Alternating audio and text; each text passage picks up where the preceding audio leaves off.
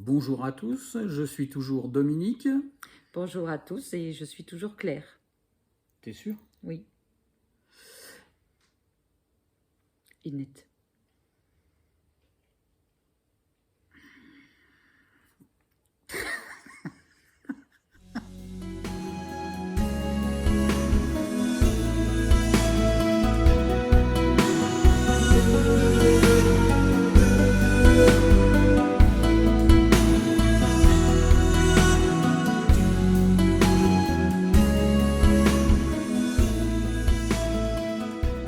Bon, vous avez vu le titre de la vidéo, Jamais 203, donc effectivement, Il n'y a que les imbéciles qui ne changent pas d'avis. donc ça veut dire qu'on n'est pas des imbéciles alors. A priori, si on change d'avis, c'est bon, on rentre dans les cases. Voilà, donc vous l'avez compris, nous avons une nouvelle fois changé de véhicule. Et dans cette vidéo d'aujourd'hui, nous allons vous expliquer pour quelles raisons. Si vous avez déjà vu une des vidéos qui précèdent, qui s'intitulait Westfalia Kepler 6, 6 mois d'utilisation, et si c'était à refaire, je vous remets le lien ici si vous voulez revoir cette vidéo, vous aurez tous les arguments qui font que nous sommes encore une fois passés à autre chose. On va vous résumer très rapidement ce qui a dicté notre choix de maintenant. Alors, idéalement, ce véhicule correspondait à ce qu'on voulait. Après, à la pratique, pour être synthétique, c'est moins évident. Donc, on en avait parlé au niveau du confort, au niveau du côté manutention quotidien et récurrent dans la journée, et au côté habitabilité par rapport au type de région dans laquelle on habite. On souhaite utiliser le véhicule aussi bien en hiver qu'en été.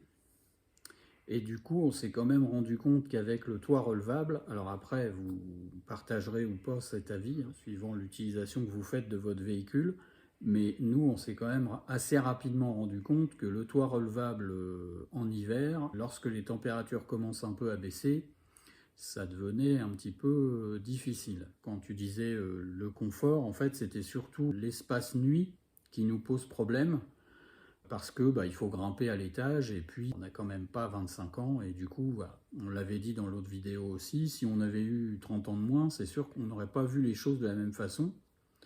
Mais là, on s'est vite rendu compte que au quotidien, c'est pas hyper confort, quoi. Alors, pour rebondir sur le côté confort, il n'est pas question que je fasse ma princesse parce que c'est pas du tout ma façon de faire.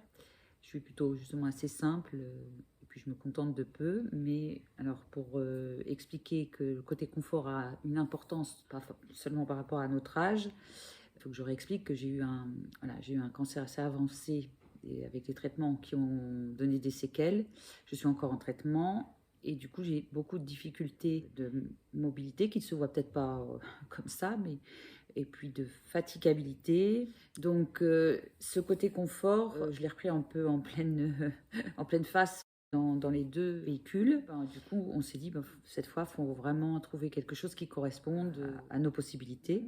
Il faut qu'on puisse avancer et avancer avec plaisir, sans souffrir encore en plus. Nous, le but, c'est qu'on arrive à vivre comme on voulait, quelque part, avec certaines difficultés, pour pouvoir remettre ce que j'ai eu derrière, parce que c'est un peu ce qui plane voilà, autour des certaines pathologies, c'est qu'on peut mettre derrière les choses, mais on ne peut pas toujours. Voilà.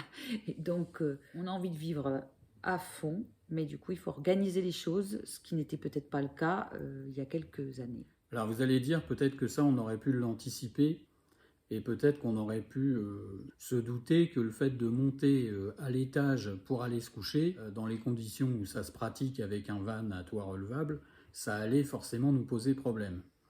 Alors j'ai envie de dire oui et non. On s'imaginait bien qu'effectivement ce serait moins confortable qu'un véhicule, on va dire, plus classique. Mais on voulait quand même garder cette idée d'un van à toit relevable parce que ça correspondait exactement à la philosophie qu'on avait, qui était de partir avec un véhicule relativement simple, de pouvoir l'emmener un petit peu partout, sans vraiment se restreindre en termes de lieux, etc. Voilà, il s'est avéré que l'expérience n'est pas forcément si concluante que ça, Et comme on l'a dit au début de la vidéo, il n'y a que les imbéciles qui ne changent pas d'avis. Et puis à un moment donné, je pense qu'on est arrivé à un âge aussi, et puis dans notre philosophie également, je pense que ça se voit, c'est même probablement assez criant, on n'a pas envie de s'emmerder avec un tas de trucs. Quand on voit qu'on va dans le mur, eh bien on évite de se prendre le mur en pleine face, et du coup on n'hésite pas à changer de projet si on s'aperçoit que ça ne matche pas avec l'idée qu'on avait. Ça n'enlève rien aux qualités du Westfalia Kepler 6, qui reste un véhicule tout à fait sympa et agréable dans bien des situations, mais pour nous, ça ne correspond pas exactement à notre profil. Et je crois qu'il faut savoir le reconnaître à un moment donné et puis changer son fusil d'épaule avant qu'on se retrouve dans une situation où ça va devenir même peut-être un peu douloureux ou difficile.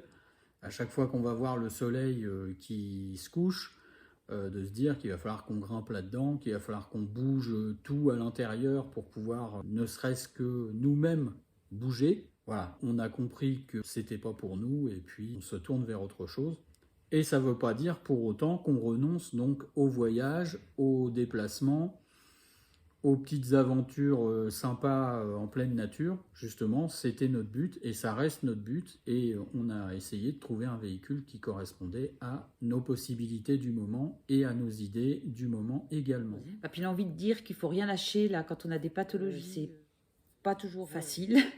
Après, il faut adapter tout le contexte. Ça nous amène à des choix qui vont peut-être paraître un peu, pour certains, on est un peu girouette, mais non, c'est pas girouette, c'est qu'on a envie de faire des expériences, de les vivre au mieux. Peut-être que ces expériences-là, il faut les faire pour s'apercevoir que ça ne correspond pas à ce qu'on souhaitait. C'est sûr que dans des budgets comme ça, il faut éviter de multiplier les expériences toutes les semaines aussi, parce que ça peut emmener dans des histoires un peu compliquées sur un autre plan. Mais vous allez voir que par rapport à ce que nous avons changé, on va dire, c'est-à-dire le véhicule, eh bien sur le plan financier, on s'y retrouve plutôt pas mal. La suite maintenant. Passons maintenant au choix du véhicule à proprement parler. Alors c'est vrai qu'on n'est pas très sympa et un peu joueur aussi, puisque vous avez bien compris qu'on ne vous donnerait pas le nom du modèle que nous avons finalement choisi dans la vidéo d'aujourd'hui. Il faudra patienter une petite semaine, voire un peu plus. On fera une ou plusieurs vidéos très détaillées, comme on l'avait fait pour vous présenter le Westfalia Kepler 6. De ce nouveau véhicule, on n'a pas encore définitivement signé le bon de commande. À vos suggestions, dites-nous ce que vous pensez qui pourrait peut-être nous correspondre. Peut-être que ça rejoindra le choix qu'on est en train de faire tout de suite. Quoi qu'il en soit, moi je veux quand même partir sur un autre débat, c'est que le monde du camping-car d'occasion est fou. Vous verrez pourquoi donc dans la prochaine vidéo, si finalement on signe ce fameux bon de commande, mais je pense qu'on est quand même assez bien parti pour. Il se trouve qu'on nous propose un échange brutal entre notre Westfalia Kepler 6 de 2022 et de 7500 km avec un autre véhicule neuf, celui-là, donc 0 km, 2022 également, et qui est un modèle qui est quand même largement plus cher à l'achat que celui que nous avons. Alors après, je suppose qu'il y a un certain nombre de raisons qui expliquent ça, et on pourra peut-être en parler également dans une prochaine vidéo. Toujours est-il que, en ce qui concerne les vannes à toit relevable, que ce soit Westfalia, Stillvan ou Volkswagen California, bien évidemment, on est dans quelque chose d'absolument science-fictionnesque. C'est-à-dire qu'on arrive à avoir des véhicules qu'on achète neufs à un certain prix et qui se revendent plus cher que des neufs. Alors après, il y a une question de délai de livraison, il y a une question de possibilité de disposer de ces véhicules rapidement qui rentrent en ligne de compte, ça c'est sûr. Mais quand même, là-dessus, on parle d'inflation quelquefois, mais là, on n'est même plus dans l'inflation, on est dans des choses complètement délirantes. Et j'en veux pour preuve l'expérience qu'on est en train de vivre en ce moment, une concession camping-car qui pense probablement pouvoir revendre ce véhicule plus cher qu'il ne vaut neuf, alors que c'est un véhicule d'occasion. Je vous avoue que pour avoir quand même une certaine expérience de l'achat et de la vente d'automobiles, parce que comme je suis un grand passionné, comme vous le savez, parce que vous avez aussi vu la petite vidéo que je vous remets ici, qui est la dernière vidéo qu'on a tournée, qui concerne une Alpine A110, je n'ai jamais vu ça. Le camping-car que nous avons actuellement, enfin le van aménagé que nous avons actuellement, va être revendu en occasion à une concession, donc à un professionnel, hein, je précise bien, plus cher qu'on ne l'a acheté, nous, neuf. Pour nous, c'est très bien, hein, moi je n'ai aucun problème avec ça, mais effectivement, j'ai un peu de difficulté à comprendre le fonctionnement de la chose. Alors si vous avez des explications, ben, ça nous intéresse aussi d'avoir votre expérience et vos idées là-dessus, parce que là, moi j'avoue qu'il y a quelque chose qui m'échappe un peu. Voilà, voilà. Bien, alors maintenant qu'on vous a dit tout ça, qu'on voulait plus de confort, plus d'habitabilité, moins de manutention, qu'au niveau de la maladie, il y avait un certain nombre de restrictions qu'on était obligé de s'imposer. À votre avis, quel est le modèle de prédilection qui nous correspond et que nous avons choisi, ou que nous sommes plus exactement en passe de choisir?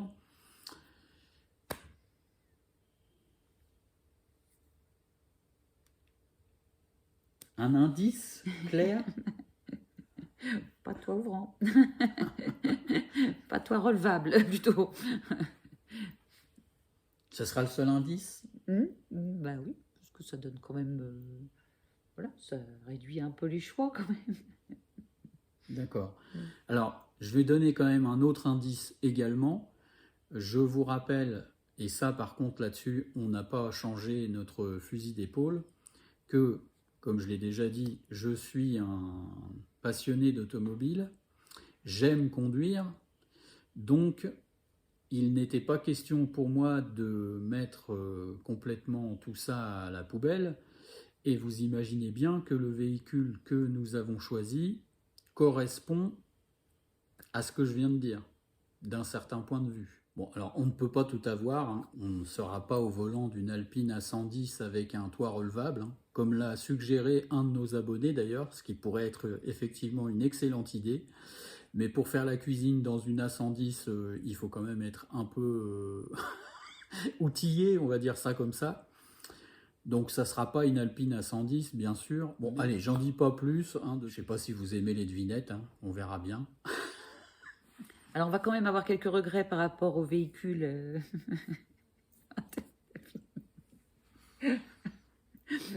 Qu'on va quitter. Non, parce qu'on vient de me dire, oui, mais toi, quand tu fais des vidéos, moi je te regarde et toi tu me regardes pas. Donc, bah, je regarde. Allez, Le problème, c'est qu'on n'est pas des spécialistes. Ah, si, on commence à être Donc, vraiment des oui. spécialistes. Si.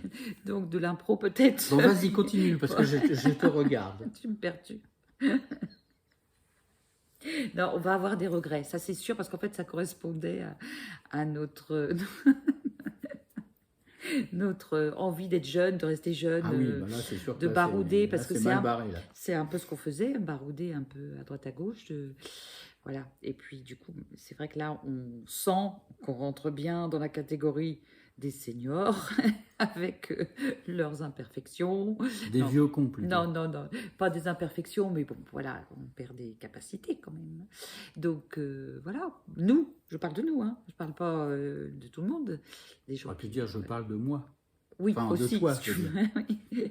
Donc, du coup, bah, on en tient compte, et puis on a une envie, ça c'est sûr, c'est de, voilà, de voyager, de découvrir des choses, même autour de nous. Voilà. Ça sera tout pour aujourd'hui. Oui, bien. Merci. Je continue de méditer intérieurement, mais Claire. je n'en fais part à personne parce que ça n'a pas vraiment encore un intérêt.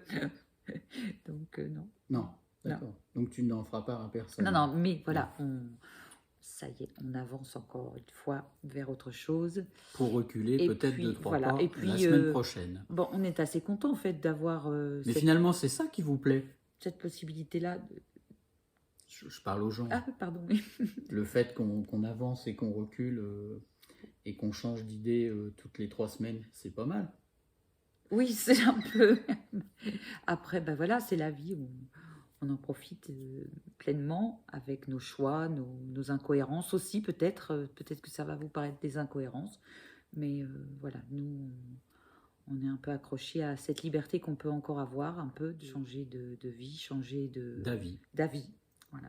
Continuez à commenter. Et merci pour les commentaires qui vraiment nous touchent énormément. Voilà, on a eu des très beaux commentaires ces derniers jours. C'est vraiment sympa de votre part. Et puis sachez que ça, effectivement, ça nous touche. Parce ça nous que, touche. Voilà, c'est pas juste pour décorer la chaîne. Je vais donner encore, avant de conclure, un petit indice supplémentaire pour ceux d'entre vous qui ont été assidus et qui sont allés jusqu'au terme de cette vidéo d'aujourd'hui.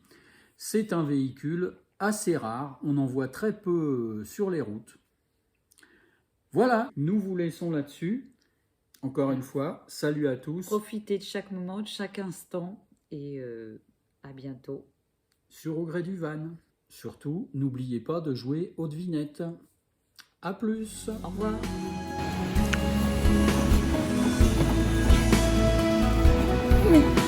Non mais il y a un truc. Il y a un truc. Ah, oh